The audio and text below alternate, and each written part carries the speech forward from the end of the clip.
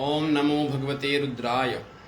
आइए माह की मंगलमय उपलक्ष्य में आज हम एक ऐसे दिव्य ग्रंथ का चिंतन करने जा रहे हैं।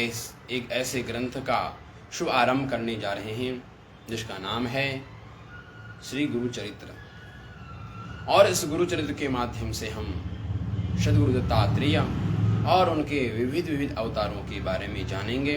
यह मुख्य रूप से महाराष्ट्र आदि प्रांतों में बड़ा प्रचलित ग्रंथ है। गुरु चरित्र को जानेंगे और गुरु चरित्र की मंगलमय कथा का आख्यान प्रारंभ करने से पूर्व आइए सद्गुरु श्री दत्तात्रेय की मंगलमय स्तुति पश्चात आज इस नवीन और मंगलमय पुराण की ओर। दत्तात्रेय तव शरणं दत्तनाथ तव शरणं दत्तात्रेय तव शरणं दत्तनाथ तव शरणं त्रिगुणात्मका त्रिगुणाधीशा त्रिभुवन पालक तव शरणं शाश्वत मूर्ति तव शरणं श्याम सुंदरा तव शरणं शेषाभरणा शेष भूषणा शेष साई गुरु तव शरणं षड्भुज मूर्ति तव शरणं षड्भुज यतिवर तव शरणं दंडकमंडल गदा पद्मकर शंखधर तव शरणं करुणानिधि तव शरणं करुण सागरा तव शरणं श्रीपाद श्रीवल्लभ गुरुवर नरसिंह सरस्वती तव शरणं श्री गुरुनाथ तव शरणं सद्गुरुनाथ तव शरणं कृष्णा संगमि तरवरवासी भक्त वत्सला तव शरणं कृपा मूर्ति तव शरणं कृपा सागरा तव शरणं कृपा कटाक्षा कृपावलोकन कृपा निधि प्रभु तव शरणं कालांताका तव शरणं कालनाशका तव शरणं पूर्णानंदा पूर्ण परेशा पुराण पुरुषा तव शरणं जगदीश तव शरणं जगन्नाथ तव शरणं जगदपालका जगदाधीशा जगदोद्धारा तव शरणं अखिलांतारा तव शरणं अखिलेश्वर्या तव शरणं भक्ता प्रिया वज्र पंचरा प्रसन्न भक्ता तव शरणं दिगंबरा तव शरणं दीन दयाघन तव शरणं दीनानाथा दीन दयाला दीनोद्धारा तव शरणं तपो मूर्ति तव शरणं तेजो राशि तव शरणं ब्रह्मानंदा ब्रह्म सनातन ब्रह्म मोहना तव शरणं विश्वात्मा तव शरणं विश्वरक्षका तव शरणं विश्वंभरा विश्वजीवना विश्वपरात्पर तव शरणं विघ्नांताका तव शरणं विघ्ननाशका तव शरणं प्रणवातीता प्रेम वर्धना प्रकाश मूर्ते तव शरणं निजानंदा तव शरणं निजपददायक तव शरणं नित्य निरंजन निराकारा निराधारा तव शरणं चिद्घन मूर्ति तव शरणं चिदाकारा तव शरणं चिदात्मरूपा चिदानंदा चित्सुखकंदा तव शरणं अनादिमूर्ति तव शरणं अखिलवतारा तव शरणं अनंत कोटि ब्रह्मांड नायक अघटित घटना तव शरणं भक्तोद्धारा तव शरणं भक्त रक्षका तव शरणं भक्तानुग्रह गुरु भक्ता प्रिय पतितोद्धारा तव शरणं दिगंबरा तव शरणं दीन दयाघन तव शरणं दत्तात्रेय तव शरणं दत्तनाथ तव शरणं त्रिगुणात्मका त्रिगुणाधीशा त्रिभुवन पालक तव शरणं, त्रिभुवन पालक तव शरणं, त्रिभुवन पालक तव शरणं। सद्गुरुदेव भगवान की जय, श्री दत्तात्रेय महाराज की जय, श्री बांके बिहारी लाल की जय, नीलकंठेश्वर महादेव की जय। दिगंबरं भस्म विलेपितांगं, बोधात्मकं मुक्तिकरं प्रसन्नं, निर्मानसं श्यामतनुं भजेऽहं, दत्तात्रेयं ब्रह्मसमाधियुक्तं, काषायवस्त्रं करदण्डधारिणं, कमण्डलुं पद्मकरेण शङ्खं, चक्रं गदाभूषणभूषणाढ्यं, श्रीपादराजं शरणं प्रपद्ये।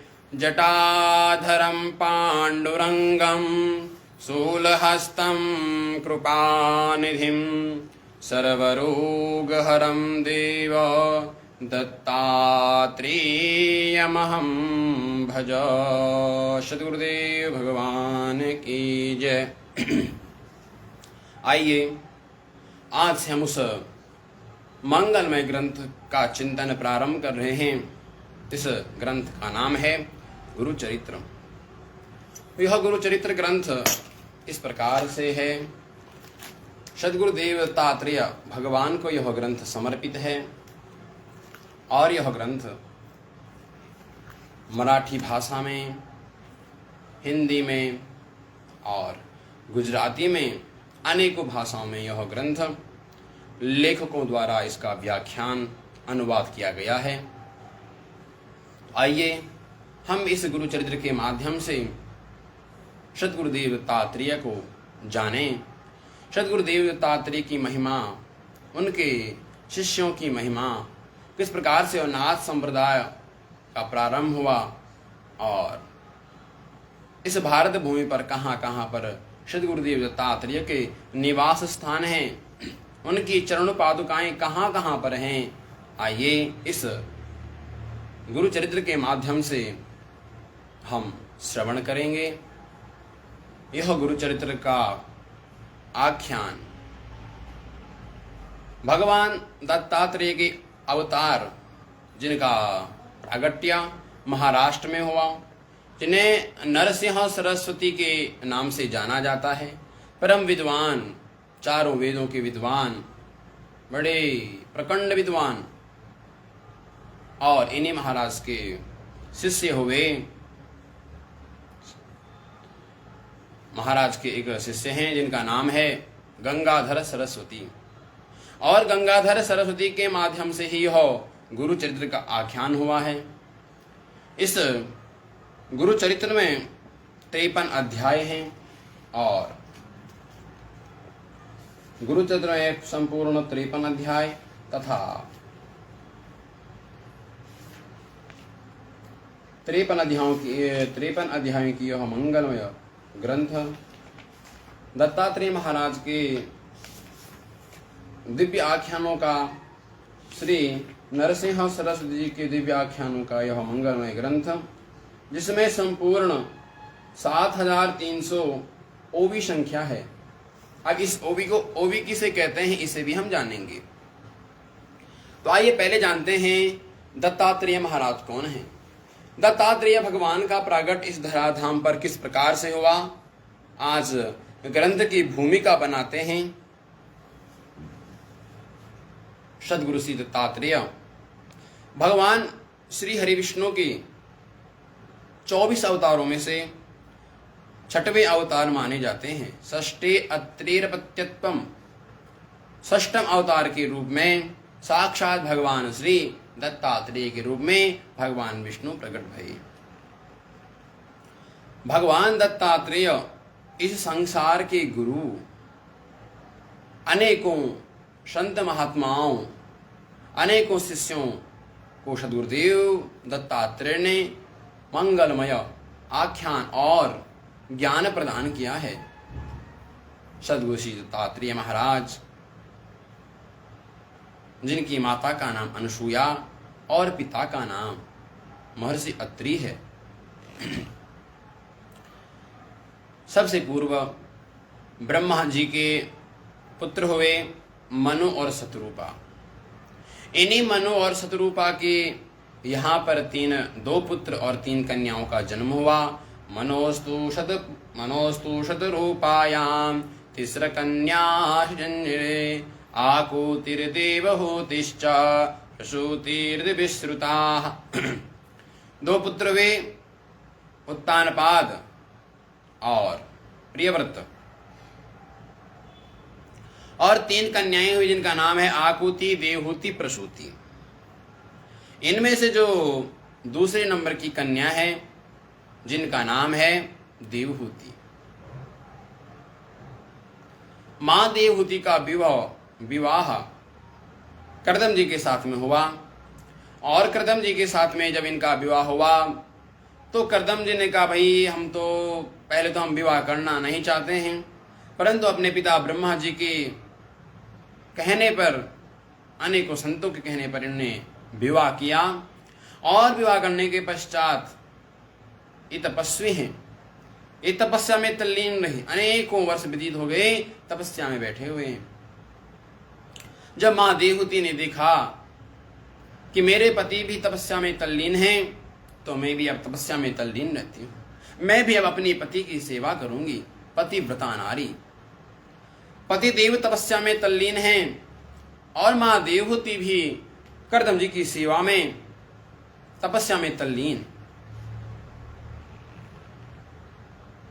अनेकों वर्षों बाद जब कर्दम जी तपस्या से उठे तो उन्होंने देखा अपने सामने साक्षात एक कन्या बैठी हुई है। जब देखा, अरे ये तो हमारी धर्म पत्नी है।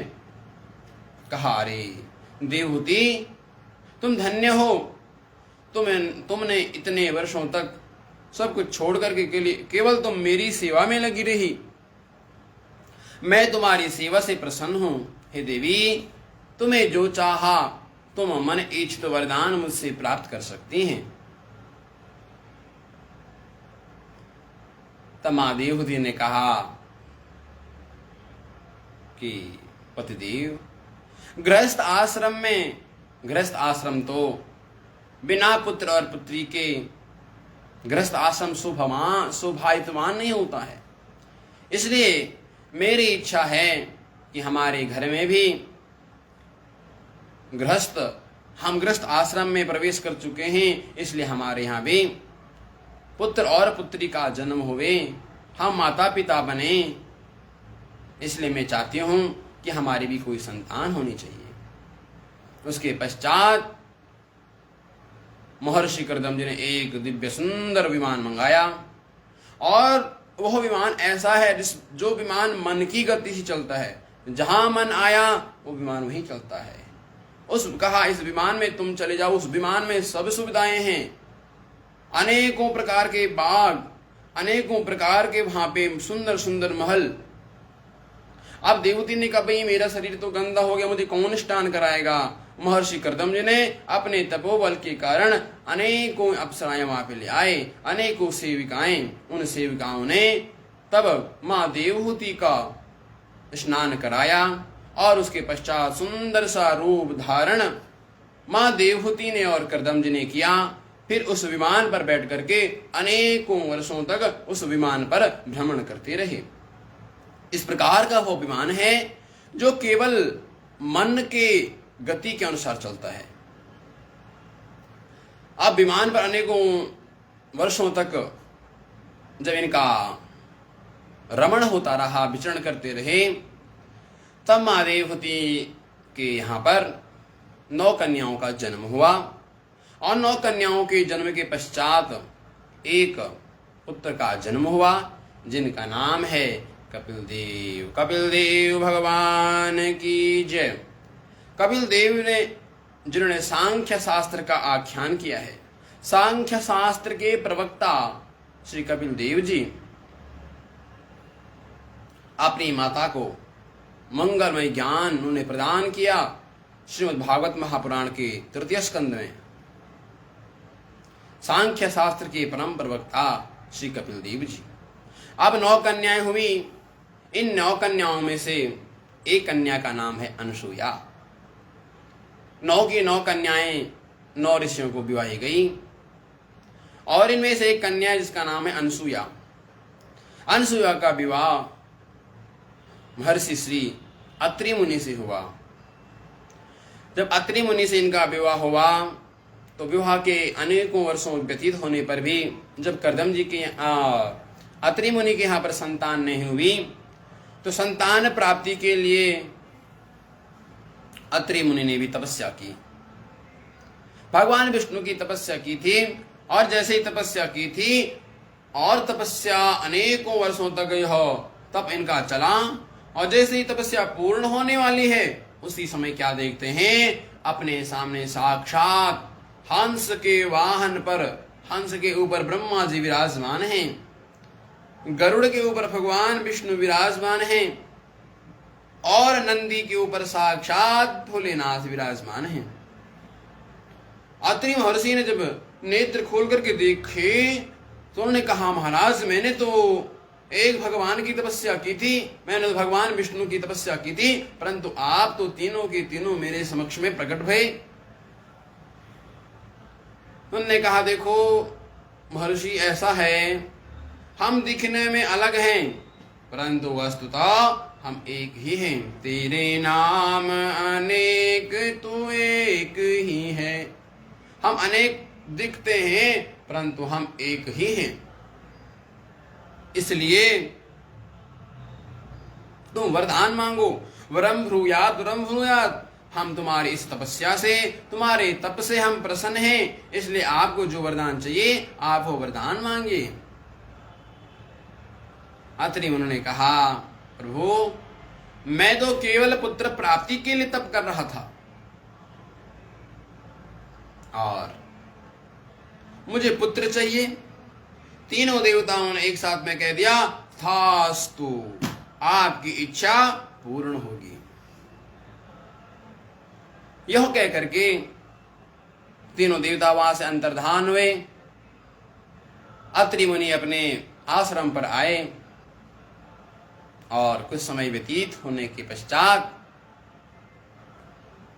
मां अनसुया के गर्भ से तीनों का अवतरित हुआ। सद्गुरुदेव भगवान की जय। ब्रह्मा जी का अवतार, भगवान विष्णु का और रुद्र का। ब्रह्मा जी के अवतार चंद्रमा के रूप में, भगवान भोलेनाथ दुर्वासा ऋषि के रूप में और साक्षात भगवान श्री हरि विष्णु दत्तात्रेय के रूप में प्रकट हुए। अब तीनों बालक जब प्रकट भये, आकाश मंडल में सभी देवताओं ने विराजमान होकर के पुष्पों की वर्षा की। सभी देवताओं ने मिलकर के भगवान श्री दत्तात्रेय का स्वागत किया और सब दत्तात्रेय महाराज की जय जयकार करने लगे। दत्तराज महाराज जय जय, गुरुराज महाराज। दत्तराज महाराज जय जय, गुरुराज महाराज। दत्तराज महाराज जय जय, गुरुराज महाराज। दत्तराज महाराज जय जय, गुरुराज महाराज। दिगंबरा दिगंबरा श्रीपाद वल्लभ दिगंबरा, ब्रह्मा विष्णु महेश्वरा श्रीपाद वल्लभ दिगंबरा। दिगंबरा दिगंबरा श्रीपाद वल्लभ दिगंबरा, ब्रह्मा विष्णु महेश्वरा श्रीपाद वल्लभ दिगंबरा। सद्गुरुदेव भगवान की जय। ब्रह्मा विष्णु महेश तीनों का प्रागट्य हुआ। अब ये तो श्रीमद् भागवत महापुराण के अनुसार आगे जाकर के भगवान दत्तात्रेय ने अनेकों लीलाएं की हैं। उन लीलाओं का हम श्री गुरुचरित्र के माध्यम से श्रवण करेंगे। और इसी विषय में एक पौराणिक कथा और हमें मिलती है। एक बार क्या हुआ, देवर्षि नारद जी महाराज इस मृत्यु लोक पर आए और मृत्यु लोक में भ्रमण करते करते देवर्षि नारद जी महाराज ने क्या देखा, इस धराधाम पर एक ऐसी महिला है जो कि पतिव्रता है, अपने पति की सेवा में तत्पर रहती है। उनका नाम है मां अनसुया। अब इसी बात को लेकर के नारद जी महाराज पहले भगवान भोलेनाथ के पास गए और मां पार्वती से पूछा कि संसार में ऐसी कौन सी देवी है जो पतिव्रता है। मां पार्वती ने कहा, अरे सबसे बड़ी पतिव्रता मैं हूं, मेरे से बड़ी पतिव्रता कोई नहीं है। अच्छा, नारद जी फिर वहां से निकले और गए ब्रह्मा जी के पास। ब्रह्मा जी से पूछा तो मां सावित्री ने कहा, मैं पतिव्रता हूं, मेरे से बड़ा और कोई पतिव्रता नहीं है। उसके पश्चात भगवान विष्णु के पास गए, वहां मां लक्ष्मी से पूछा। मां लक्ष्मी ने कहा, मैं सबसे बड़ी पतिव्रता हूं। अब तीनों देवताओं के देवियों के बीच में यही प्रसंग चल रहा है कि मैं बड़ी पतिव्रता हूं, मैं बड़ी पतिव्रता। नारद जी ने सबकी परीक्षा ली और से सब के सब इस परीक्षा में फेल हो गए। तब उन्होंने कहा, ब्रह्मा विष्णु महेश तीनों देवताओं को और तीनों देवियों को साथ में बिठा कर कहा, पृथ्वी लोक पर एक ऐसी पतिव्रता नारी है जो कि सदैव अपने पतिदेव की सेवा में तल्लीन रहती है। अब भगवान ब्रह्मा विष्णु महेश ने कहा, भाई ऐसी कौन सी देवी है? उन्होंने कहा, वह महर्षि अत्रि की पत्नी जिनका नाम माता अनसुया है, वो सदैव अपने पतिदेव की सेवा में तल्लीन रहती है। अब तीनों देवताओं ने कहा, ठीक है। अब तीनों देवियों ने कहा, भाई हमें विश्वास नहीं होता है, इसलिए अपने तीनों ने अपने पतियों से कहा कि आप जाकर के मां अनसुया की परीक्षा लीजिए। भगवान ब्रह्मा विष्णु महेश तीनों के तीनों साधु वेश में इस पृथ्वी पर आए और साधु वेश में इस पृथ्वी पर आकर के महर्षि अत्रि के उस आश्रम पर पहुंचे और वहां उन्होंने भिक्षा मांगी। भिक्षाम देहि मां भिक्षाम देहि। उस समय अत्रि महर्षि तपस्या के लिए अथवा स्नान करने के लिए गए हुए थे। मां अनसुया जब बाहर आई और मां अनसुया ने जब उनको भिक्षा देनी चाहिए तो तीनों देवताओं ने कहा, जो साधु वेश में हैं, उन्होंने कहा, हमें भिक्षा तो चाहिए परंतु हम भिक्षा आपसे ऐसे नहीं लेंगे। तो भिक्षा कैसे लेंगे? उन्होंने कहा, हमारी एक शर्त है भाई, हम भिक्षा तो लेंगे परंतु आपको हमें निर्वस्त्र होकर के भिक्षा देनी पड़ेगी। जब मां अनसुया ने यह सुना, यह तीनों साधु मुझे बोलते हैं कि भाई आपको निर्वस्त्र होकर के हमें भिक्षा प्रदान करनी पड़ेगी। मां अनसुया सोचने लगी और कुछ समय बाद जब ध्यान लगा करके देखा तो साक्षात भगवान ब्रह्मा विष्णु महेश ही साधु वेश में आए हैं। मां अनसुया ने कहा, मैं आपको निर्वस्त्र होकर के भिक्षा तो दूंगी परंतु मेरी एक शर्त है। मेरी शर्त यह है कि मैं भिक्षा आपको तभी दूंगी जब आप मेरे समक्ष में 6 माह के शिशु बनेंगे। जब आप 6 माह के शिशु के रूप में यहाँ पे आएंगे तो तभी जाकर के मैं आपको भिक्षा प्रदान करूंगी। भगवान ब्रह्मा विष्णु महेश समझ गए और उन्होंने अपना शिशु रूप धारण किया। जैसे ही शिशु रूप धारण किया और मां अनसुया ने उन्हें अपना स्तनपान कराया। उन्होंने कहा, मां हम आपका स्तनपान करना चाहते हैं। और फिर मां ने उन छोटे शिशु को अपना स्तनपान कराया। उनकी इस पतिव्रता से भगवान ब्रह्मा विष्णु महेश प्रसन्न हुए और उसके पश्चात भगवान ब्रह्मा विष्णु महेश तीनों देवताओं से मां ने कहा, मैं आपको अपने बालकों के रूप में देखना चाहती हूं। तीनों देवों ने कहा, मां आपकी यह बात, जो बात आपने कही है, ये अवश्य पूर्ण होगी, परंतु कुछ समय के पश्चात हम स्वयं तीनों के तीनों आपके यहाँ पुत्र रूप में आएंगे। सद्गुरुदेव भगवान की जय। इस प्रकार से यह पौराणिक दूसरा कथन प्राप्त होता है। भगवान दत्तात्रेय एक ऐसे अवतार हैं जिनके आने की कथा हमें प्राप्त होती है। वो कब आए थे, उनने क्या क्या लीलाएं की, सब कथाएं प्राप्त होती है, परंतु इस धराधाम से कब गए यह कथा में प्राप्त नहीं होती है। सद्गुरु श्री दत्तात्रेय महाराज ने इस धराधाम पर अनेकों लीलाएं की, अपने 24 गुरु बनाए, सदैव निम्र भाव से रहे, परंतु महाराज श्री की जाने की कथा आज भी नहीं प्राप्त होती। अन्य ग्रंथों, किसी भी ग्रंथ में कहीं भी नहीं मिलती है। जैसे भगवान कृष्ण का अवतार होता है, भगवान श्री कृष्ण आते हैं, अपनी लीलाएं समापन करके वैकुंठ धाम को जाते हैं। भगवान श्री राम आए थे और सरयूजों में स्नान करके निकल पड़े अपने धाम को। भगवान परशुराम आए थे, वो भी चले गए। अब जितने भी देवता लोग आते हैं, जितने भी अवतार होते हैं, सब आते हैं और पुनः अपने धाम को चले जाते हैं।